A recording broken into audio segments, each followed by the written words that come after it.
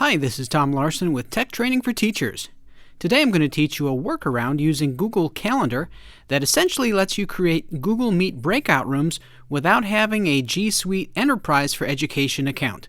Let's get started. You're going to start with Google Calendar.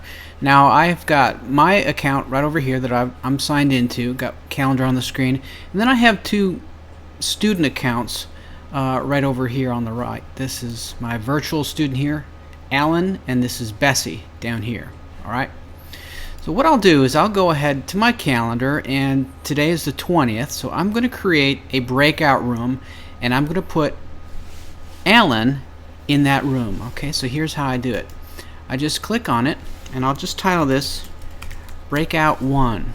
Okay, I'll go to more options, and I don't want that all day, so I'm going to say from 10 to 11 o'clock. Right. Next, I'm going to click Add Google Meet Video Conferencing. This will actually create the room. And then where it says Guests, I will add Alan. Alan Murphy, here he is. Okay. That's really all you need to do. All right. So at this point, we'll go ahead and click Save. And we'll also send him an invite. So this will appear in his email. All right. Now notice what will happen up here is when he goes to meet.google.com, he'll see the room that he can join. Alright, now we're going to create another room that Bessie will be able to join. Okay, same time. Alright, so we'll come back here to Calendar and we'll call this Breakout 2. Alright, again we'll go to more options and we'll set our time from 10 to 11. Okay, we'll add Google Meet Video Conferencing. And then we want to add Bessie. Okay, there we go. We'll click Save, and we'll also send Bessie an email. Okay, now down here you can see both students have links to different rooms. All right, so if Alan was to join this room, all he'd have to do is click the link there, and then we'll turn off our camera and our microphone, and then he would click Join. Now he's in the room. Alright, Bessie would do the same thing.